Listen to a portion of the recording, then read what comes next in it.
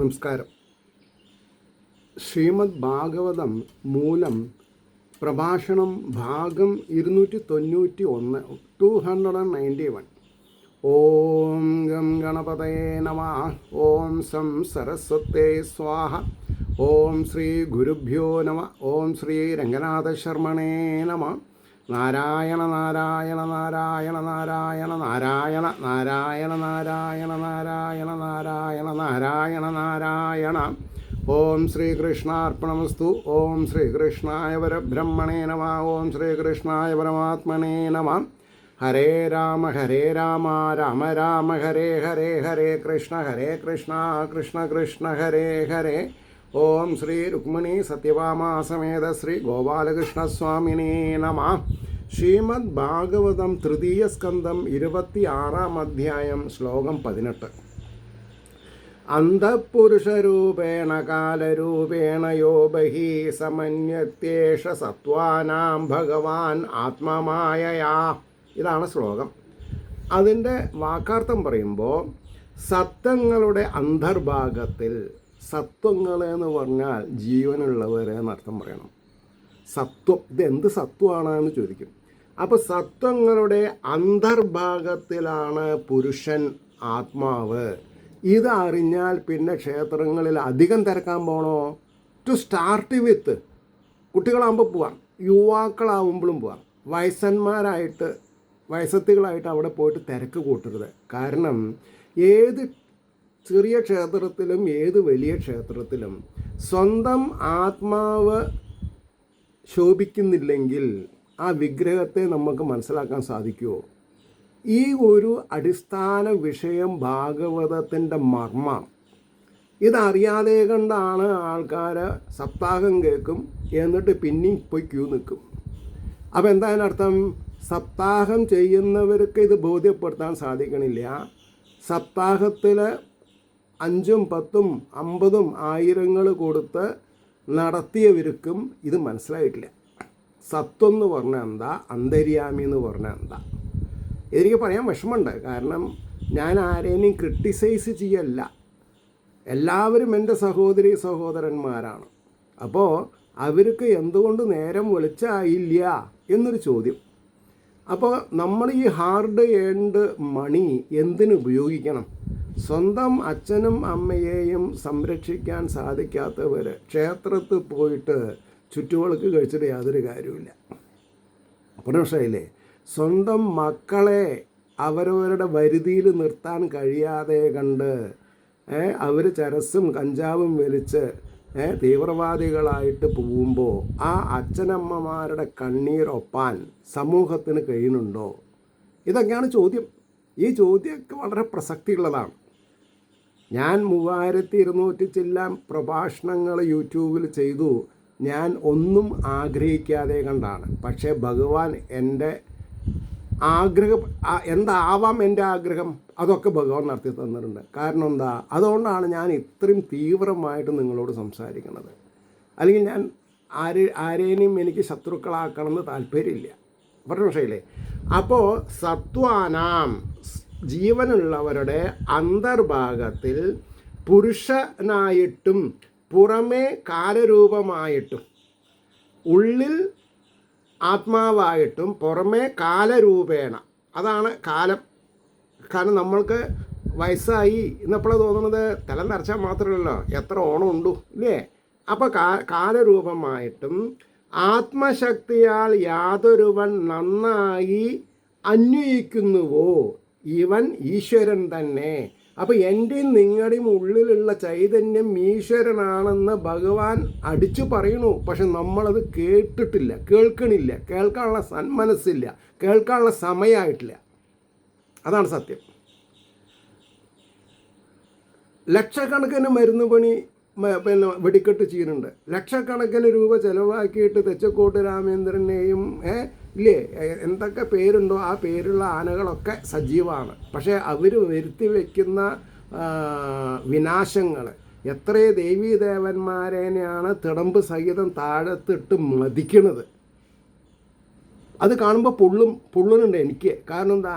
ഞാൻ ആരാധിക്കുന്ന അല്ലെങ്കിൽ എൻ്റെ ആത്മാവിൻ്റെ ചൈതന്യപ്രകാരം ഞാൻ ബഹുമാനിക്കുന്ന ആ തിടമ്പ് മതപ്പാടുള്ള ഒരാന അല്ലെങ്കിൽ വിശേഷ ബുദ്ധി ഇല്ലാത്ത ആന അടിച്ച് ചിഹ്നം പാറിപ്പിച്ചിട്ട് വരുതിയിൽ നിർത്തുന്ന ആന മനസ്സിലായോ നിങ്ങൾക്ക്? ഇല്ല. അടിയില്ലെങ്കിൽ അടിയിനേക്കാൾ വലിയ ഒടിയില്ല എന്ന് പറയും. അപ്പോൾ ആന അത്യാവശ്യ ഘടകമാണോ? അല്ല. എന്നാൽ ന്യൂ ജനറേഷൻ പടക്കമില്ലാത്ത പൂരത്തിന് പോണില്ല. കാരണം എന്താ? അവൻ്റെ മനസ്സിൽ ഈ എക്സ്പ്ലോസീവ് മൈൻഡാണ് അവരുടെ എക്സ്പ്ലോസീവ്. അപ്പോൾ പിന്നെ അവൻ ബോംബ് ഉണ്ടാക്കി ആൾക്കാരെ ഇല്ലായ്മ ചെയ്യണതിൽ വല്ല വിശേഷമുണ്ടോ? ഒരു വിശേഷവുമില്ല. അപ്പോൾ പറഞ്ഞു വന്നത്, ആരാണ് ഈശ്വരൻ എവിടെ ഇരിക്കണമെന്ന് അറിയാതെ കണ്ട് നമ്മൾ ബബ്ബ പറഞ്ഞിട്ട് വല്ല കാര്യമുണ്ടോ? ഇനി അതിൻ്റെ ഭാവാർത്ഥം പറയണു. ആത്മശക്തി പ്രഭാവം നിമിത്തം സകല പ്രാണികളുടെയും അന്തർഭാഗത്തിൽ യാതൊരുവൻ അന്തര്യാമിയായിട്ടും ബഹിർഭാഗത്ത് കാലസ്വരൂപനായിട്ടും ഇരിക്കുന്നുവോ ആ ഇവൻ സാക്ഷാൽ ഭഗവാൻ തന്നെ. കാരണം അദ്ദേഹത്തിന് രൂപമില്ല. അകത്തിരിക്കുമ്പോഴും പുറത്തിരിക്കും കാലത്തിന് നമുക്ക് കാണാൻ പറ്റില്ല. കലണ്ടർ നോക്കിയാലേ എത്ര മാസമായി എന്ന് അറിയുള്ളൂ നമ്മൾക്ക്. അവിടെയാണ് പ്രശ്നം. അപ്പോൾ കാലസ്വരൂപനും പുരുഷനും ഒന്ന് തന്നെയാകയാൽ പ്രകൃതി പരിണാമങ്ങളായ തത്വങ്ങൾ 24 എന്നു മാത്രം നിർണയിക്കപ്പെട്ടിരിക്കുന്നു. പുരുഷൻ തന്നെ അന്തര്യാമിയായ ഈശ്വരൻ. എത്ര പ്രാവശ്യമാണ് ഈ ഒരു ശ്ലോകം ഭാഗവതത്തിൽ വരുന്നത് എന്ന് ചോദിച്ചാൽ ഞാൻ എണ്ണിയിട്ടില്ല. അനവധി, ഇൻ തൗസൻഡ്സ്.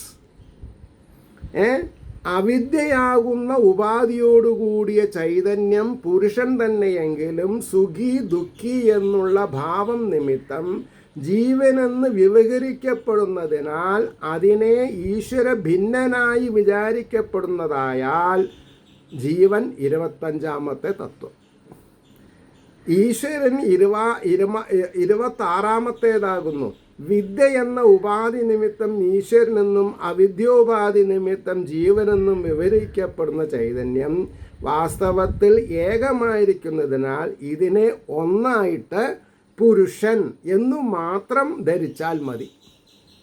എന്തുകൊണ്ടാണ് സ്ത്രീ എന്നുള്ളത് ചോദിക്കരുത്. പുരത്തിൽ നിവസിക്കുന്നവൻ പുരുഷൻ. അത് സ്ത്രീയുടെ ശരീരമാണെങ്കിലും ശരി, ആണിൻ്റെ ശരീരമാണെങ്കിലും ശരി. അമേദ്യത്തിലെ പുഴുവിൻ്റെ ശരീരത്തിലാണെങ്കിലും ശരി, ബ്രഹ്മാവിൻ്റെ ഉള്ളിലാണെങ്കിലും ശരി, ഈ ഒരു ബേസിക് എലിമെൻറ്റ്സ് നമ്മൾ മറക്കരുത്. ആ പക്ഷത്തിൽ പ്രകൃതി ഭാഗങ്ങൾ 24, പുരുഷൻ 25ാമത്തേത് എന്ന് മനസ്സിലാക്കാം എന്ന് പറഞ്ഞു. 19ാമത്തെ ശ്ലോകം. ദൈവാത് ക്ഷുഭിതധർമ്മിണ്യാം സ്വസ്യാം യോനോ പരപ്പുമാൻ ആധത്ത വീര്യം സാസൂതാ മഹത്തത്വം ഹിരൺമയം. ജീവാദൃഷ്ടം നിമിത്തം, ജീവൻ്റെ അദൃഷ്ടം നിമിത്തം ക്ഷോഭിച്ച ധർമ്മങ്ങളോടുകൂടിയ, ക്ഷോഭിക്കാൻ പാടില്ല, തൻ്റെ ഉൽപ്പത്തി സ്ഥാനത്തിൽ പരമനായ പുരുഷൻ വീര്യത്തെ, നമ്മുടെ ശരീരത്തിലുള്ള വീര്യം, പുരുഷൻ്റെ ശരീരത്തിലുള്ള വീര്യം തൻ്റെ ഉൽപ്പത്തി സ്ഥാനത്തിൽ നിന്ന് പറഞ്ഞിട്ടുണ്ട്.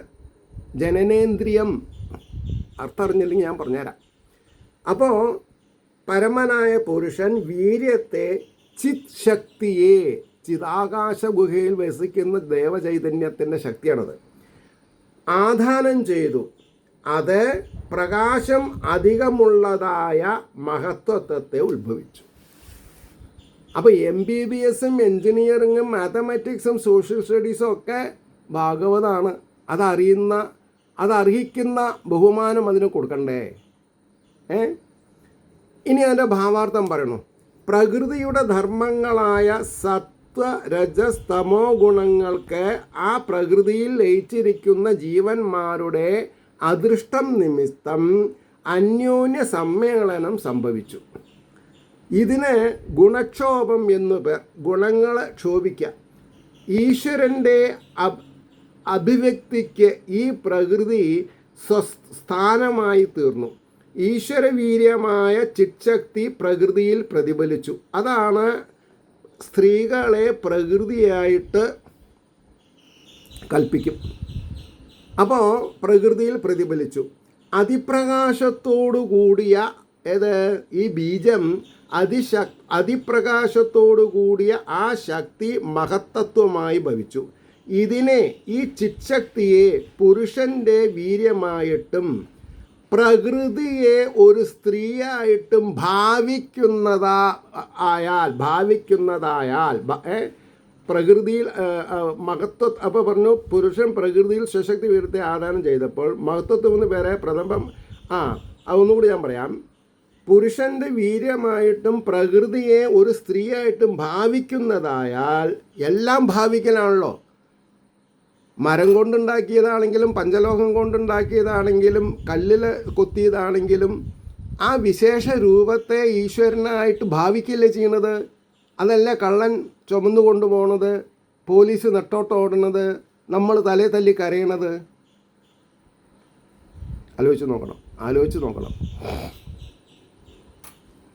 അപ്പോൾ അഭിപ്രായത്തോടുകൂടെ പ്രകൃതിയിൽ നിന്ന് ഭിന്നനായ പരമപുരുഷൻ പ്രകൃതിയിൽ സ്വശക്തിയാകുന്ന വീര്യത്തെ ആദാനം ചെയ്തപ്പോൾ മഹത്വത്വമെന്ന് പേരായ പ്രഥമപുത്രനെ പ്രകൃതി ജനിപ്പിച്ചുവെന്ന് ഇവിടെ വർണ്ണിച്ചിരിക്കുന്നു.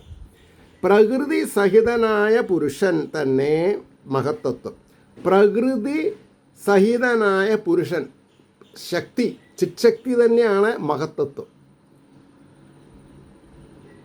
ഭാര്യാഭർത്തൃ സംയോജന ഫലം സന്താനം എന്ന നിലയിൽ പ്രഥമ സന്താനം മഹത്തത്വം എന്നാണ് ഇവിടെ വിവക്ഷ. അതിൻ്റെ ഉത്തരവാദിത്വം അച്ഛനമ്മമാരോട് കാണിക്കുന്നുണ്ടോ? അച്ഛനമ്മമാരോട് കാണിക്കുന്നുണ്ടോയെന്ന് ഞാൻ ചോദിച്ചത്. 20ാമത്തെ ശ്ലോകം ശ്രദ്ധിച്ചോളൂ. വിശ്വമാത്മഗതം വ്യഞ്ജൻ കൂടസ്ഥോ ജഗദങ്കുരാം. ഒരു മിനിറ്റ് കേട്ടോ, ഞാനിതൊന്ന് പേജ് നമ്പർ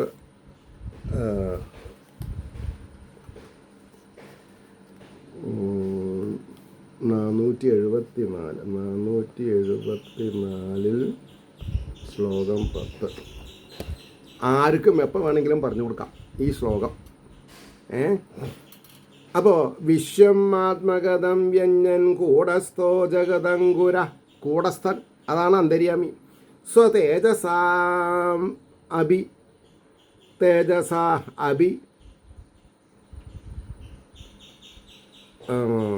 ഒരു മിനിറ്റ്. ജഗദങ്കുര ആത്മഗതം വിശ്വം വ്യഞ്ജയൻ ആത്മ പ്രസ്വാനം തമ സ്വതേജസ അഭിബദ് എന്നാണ്. അഭിബദ് സ്വതേജസ അഭിബദ് തീവ്രം ആത്മപ്രസ്വാപനം തമ. അറിയാണ്ട് തള്ളിയിട്ട് കാര്യമില്ലല്ലോ. വാക്ക് മനസ്സിലാക്കി പറഞ്ഞാൽ എനിക്ക് സമാധാനമുണ്ട്, നിങ്ങൾക്ക് സമാധാനമാവും ആവണം. വിശ്വമാത്മഗതം വ്യഞ്ജൻ കൂടസ്ഥോ ജഗദങ്കുരാ സ്വതേജസ അഭിബദ് തീവ്രം ആത്മപ്രസ്വാപനം തമാ. ഒരു 1500 ഉറുപ്പ്യയ്ക്ക് ഒരു സനാതനധർമ്മത്തിൻ്റെ വൈകാരികമായ വിചാരധാരകളുള്ള ഒരു ഗ്രന്ഥം ഹിന്ദുക്കൾക്ക് വാങ്ങാൻ സാധിച്ചില്ല, അന്വേഷിക്കാൻ സാധിച്ചില്ല, പഠിച്ചില്ല എന്ന് പറഞ്ഞാൽ മക്കളെ എൻജിനീയർമാരും സയൻറ്റിസ്റ്റുമാരും ആക്കിയിട്ട് യാതൊരു കാര്യമില്ല. ഭക്തിയുള്ള കുട്ടികളാക്കി മാറ്റണം. അതാണ് ഒരു അച്ഛൻ്റെയും അമ്മയുടെയും ഉദ്ദേശശുദ്ധി ആവേണ്ടത്. പിന്നെ അതിൻ്റെ അർത്ഥം പറയാം, വാക്കാർത്ഥം പറയാം.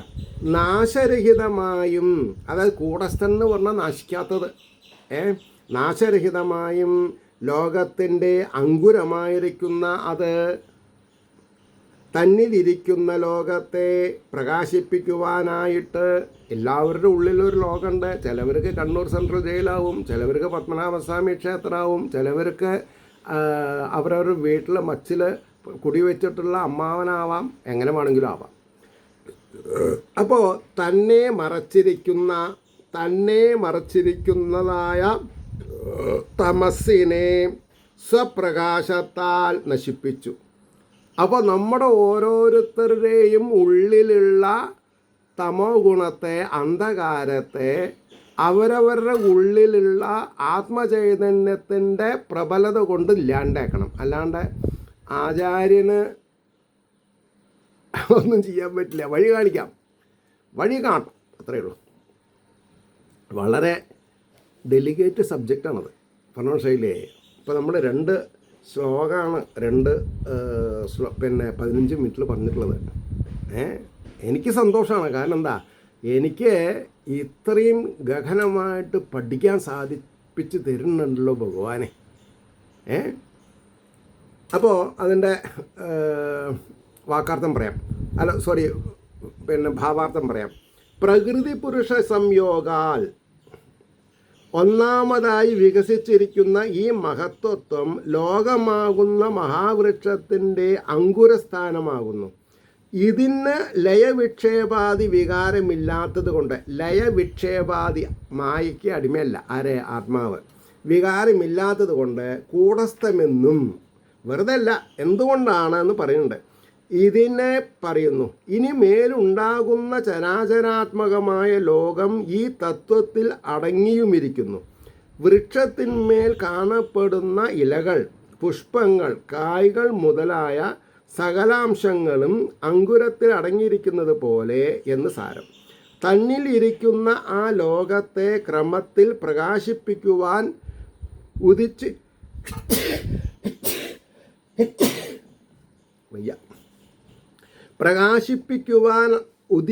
ഉയരുന്ന ആ മഹത്തത്വം തൻ്റെ വികാസത്തെ തടഞ്ഞുകൊണ്ട് വ്യാപിച്ചിരിക്കുന്ന അന്ധകാരത്തെ സ്വപ്രഭയാൽ നശിപ്പിച്ചു. ഈ സ്വ എന്നുള്ളത് വളരെ ഇമ്പോർട്ടൻ്റാണ്. കൃഷ്ണ ഗുരുവായൂരപ്പ, സ്വപ്രഭ 21. അതാണ് ഞാൻ തമാശയ്ക്കൊന്നും പറയാറില്ല, വളരെ കാര്യങ്ങൾ മനസ്സിലാക്കിയിട്ടേ പറയാറുള്ളൂ. ആരുടെ തലയിൽ കൈവച്ചിട്ടും ആരുടെ കാലിൽ വീണിട്ടും കാര്യമില്ല. സ്വന്തം പ്രകാശപൂർണമായ ആത്മാവിനെ അറിയണം. ഡസ്റ്റ് അലർജി അല്ലാണ്ടൊന്നുമല്ല, ഫാൻ ഇട്ടിട്ടുണ്ട്. അപ്പോൾ അടുത്ത ശ്ലോകം പറയാം നമുക്ക്. 21.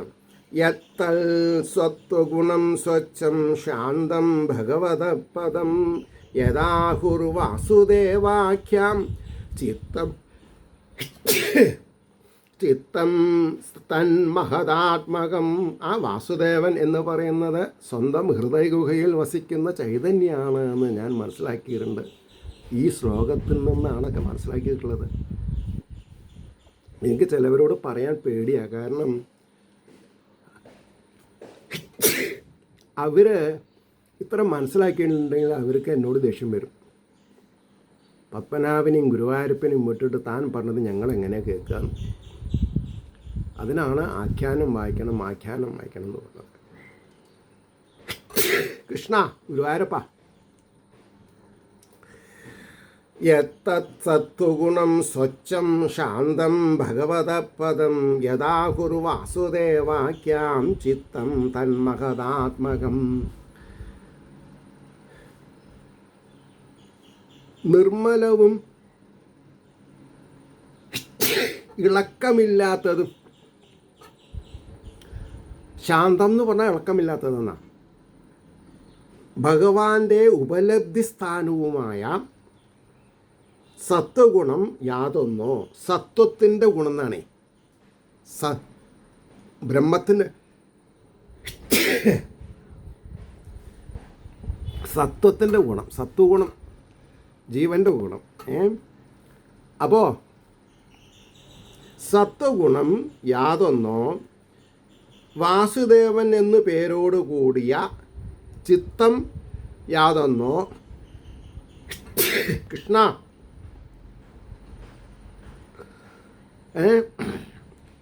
ചിത്തം യാതൊന്നോ അത് മഹത്തത്വ സ്വരൂപമാകുന്നു.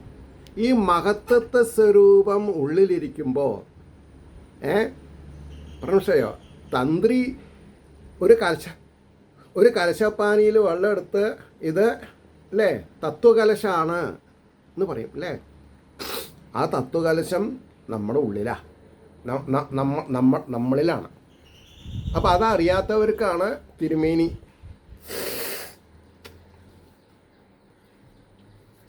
അപ്പോൾ തത്വകലശം പരികലശം എന്നൊക്കെ പറയും. അപ്പോൾ തത്വകലശം മകൾ സ്വരൂപമാകുന്നു എന്ന് പറഞ്ഞു. ഇനി അതിൻ്റെ ഭാവാർത്ഥം പറയാം. പ്രസംഗവശാൽ, അതൊരു നാരേഷൻ ചെയ്യുന്ന ഒരു രീതിയാണ് കേട്ടോ.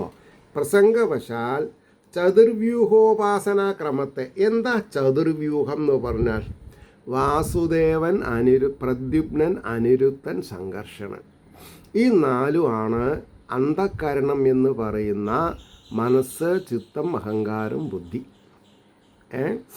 അപ്പോൾ ചതുർവ്യൂഹം എന്ന് പറഞ്ഞാൽ ഞാൻ ഇവിടെ എഴുതി വയ്ക്കാം. എൻ്റെ കാലശേഷം ഈ പുസ്തകം ആരുടെ കയ്യിലെത്തിപ്പെടുക എന്ന് എനിക്കറിയാൻ വയ്യ.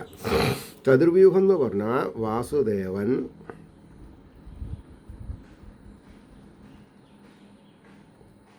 പ്രദ്യുമ്നൻ,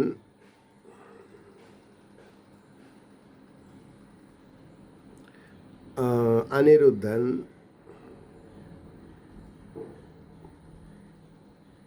സംഘർഷം.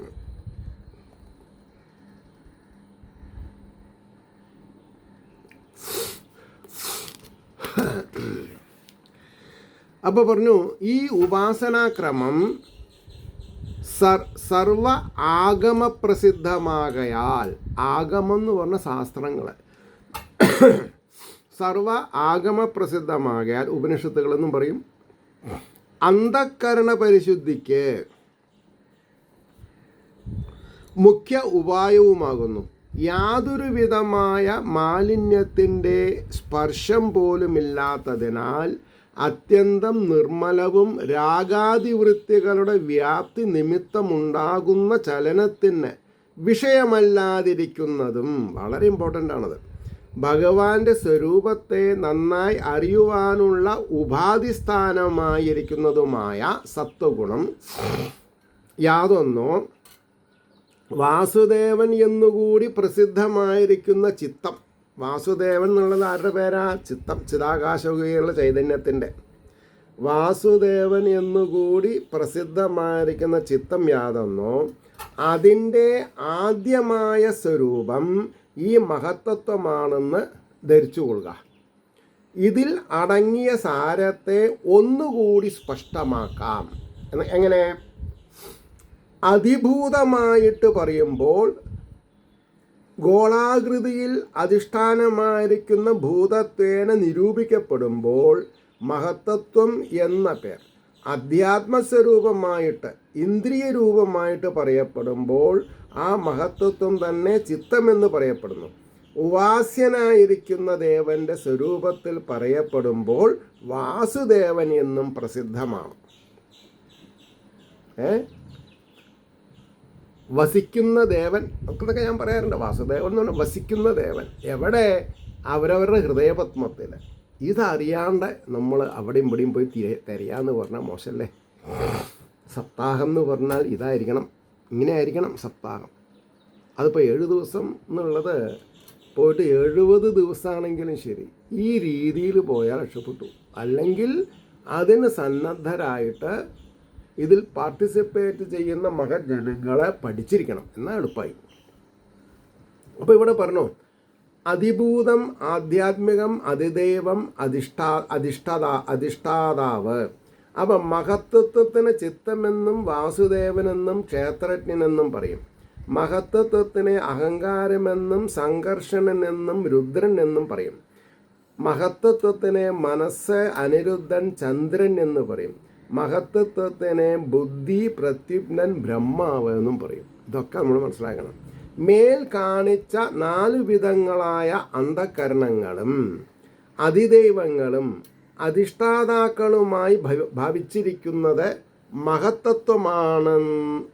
ആകുന്നു എന്ന് കണ്ടുകൊള്ളണം.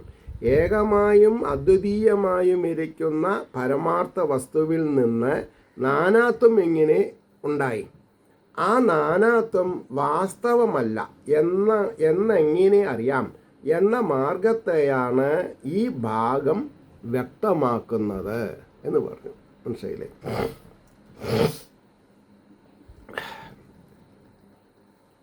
ഇനി അടുത്തത് 22-ാമത്തെ ശ്ലോകം. അതെന്താ? സ്വച്ഛത്വം അവികാരത്വം, വികാരം കൊള്ളാതെ കണ്ടിരിക്കുക. സ്വച്ഛത്വം അവികാരത്വം ശാന്തത്വം ഇതി ചേതസാം വൃത്തിഭിർലക്ഷണം പ്രോക്തം യഥാപാം പ്രാകൃതി പരാ. പ്രകൃതി പരാ, പ്രകൃതിക്ക് മേലെയാണ് ഇത്.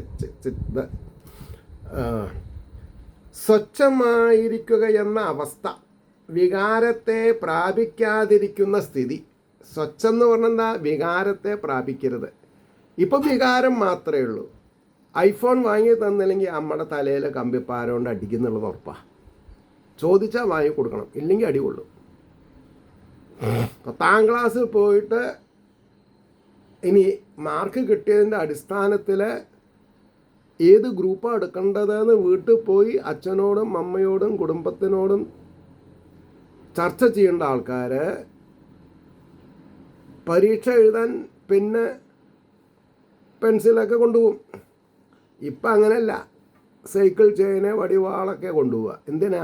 പരീക്ഷ കഴിഞ്ഞിട്ട് വേണം ഓപ്പോസിറ്റ് പാർട്ടിക്കാരെ തല്ലാൻ. ആരായാലും ശരി.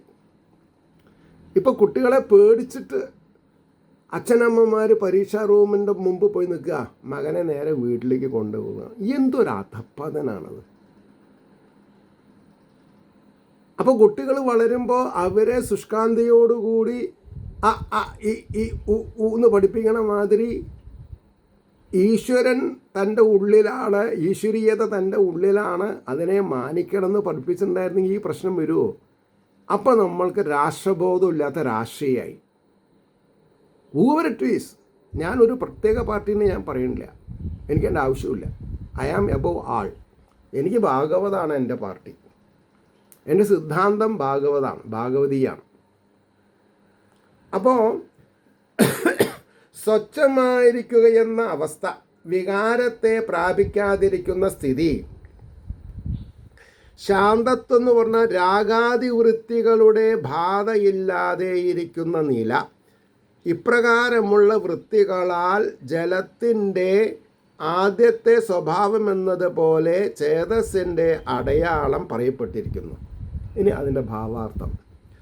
ഹൃദയഗുഹയിൽ പ്രകാശിക്കുന്ന ഭഗവാന്റെ ബിംബത്തെ ഉൾഗ്രഹിക്കുവാൻ തക്കവിധം നിർമ്മലമായിരിക്കുക. ലയം, വിക്ഷേപം മുതലായ വികാരങ്ങളെ പ്രാപിക്കാതെ ഒരേ നിലയിൽ വിളങ്ങുക. രാഗദ്വേഷാദി വൃത്തികൾ ഉദിക്കാതെ ശാന്തമായിരിക്കുക എന്നീ ലക്ഷണങ്ങളാൽ ചിത്തത്തെ അറിഞ്ഞുകൊള്ളണം. ഈ വിധമായിരിക്കുന്ന നിലയിൽ ചിത്തം എന്ന് പറയപ്പെടുന്നു. തിരമാല, നുര മുതലായ വികാരങ്ങളില്ലാതെ മാധുര്യം, നൈർമല്യം എന്നിവ ജലത്തിൻ്റെ സ്വന്തമായ ലക്ഷണമെന്നതുപോലെ മേൽപ്പറഞ്ഞ സ്വച്ഛാദി ഗുണം ചേതസ്സിൻ്റെ ലക്ഷണം. ഇതിൽ നിന്ന് ധരിക്കേണ്ടതായ സാരം ഇതാകുന്നു. ജലത്തിൽ നുര, തിരമാല മുതലായ മാറ്റങ്ങളും ചവർപ്പ്, പുളിപ്പ് മുതലായ രസഭേദങ്ങളും ഭൂമി, കാറ്റ് എന്നിവയോടുള്ള സംബന്ധം നിമിത്തമുണ്ടാകുന്നത് പോലെ ചേതസ്സിനും കാലുഷ്യം, രാഗാതിവൃത്തികൾ എന്നീ വികാരങ്ങൾ അന്യസംബന്ധം നിമിത്തം വന്നു ചേരുന്നവയാകുന്നു. ആസിറ്റീസ് അതിൻ്റെ സ്വന്തം നിലയല്ല. അത് സ്വതേയുള്ള നില, സർവജ്ഞത, ആനന്ദാവസ്ഥ എന്നിങ്ങനെയുള്ള ഈശ്വര ഗുണം ശരിയായി പ്രതിഫലിക്കുവാനുള്ള ഉപാധി എന്ന് മാത്രമാകുന്നു. ആ നിലയിൽ നിന്ന് തെറ്റുമ്പോൾ ബന്ധവും ആ നിലയിൽ തന്നെ ഇരിക്കുമ്പോൾ മോക്ഷവും അനുഭവപ്പെടുന്നുവെന്നറിയാം. അപ്പോൾ ഭഗവാനല്ല മോക്ഷം തരുന്നത്, ഭഗവാൻ തന്നെ ഉള്ളിലിരിക്കുമ്പോൾ ഭഗവാന്റെ അവസ്ഥാവിശേഷം, ഭഗവാനെ നമ്മൾ അറിഞ്ഞാൽ മോക്ഷം, ഭഗവാനെ അറിയാണ്ടായാൽ ബന്ധനം. എന്നിട്ടോ ചേതസ്സിനെ സ്വന്തം നിലയിൽ നിർത്തുവാനുള്ള ഉപായമാകുന്നു യോഗാദി അഭ്യാസങ്ങൾ എന്ന് ഇനിമേൽ പ്രസ്താവിക്കുകയും ചെയ്യും. സംസാരബന്ധ മുക്തിക്ക് ആഗ്രഹിക്കുന്ന യഥാർത്ഥ മനുഷ്യന്, എന്താ യഥാർത്ഥ മനുഷ്യന് എന്ന് പറഞ്ഞാൽ ഈശ്വരൻ ഉള്ളിലാണ് എന്ന് മനസ്സിലാക്കിയിട്ടുള്ളവരെന്നർത്ഥം. അവരാണ് യഥാർത്ഥം. ബാക്കിയുള്ളവരൊക്കെയോ എനിക്കറിയില്ല. അപ്പോൾ ഇതിലധികം സതുപദേശം മറ്റൊന്നുമില്ല. ഇതിൽ മേലെ ഒരു ഗുരുപദേശമില്ല, സതുപദേശമില്ല. വായനയേക്കാൾ അധികം ശക്തി ആലോചനയിൽ വയ്ക്കണം, അല്ലാതെ ശരിയായ ഫലം കിട്ടുകയില്ല എന്ന് പറഞ്ഞ് നിങ്ങളെ ഏവരെയും മനസ്സുകൊണ്ട് നമസ്കരിക്കണം, പ്രദക്ഷിണം ചെയ്യണം, തൊഴണം. ഇനിയെന്താ?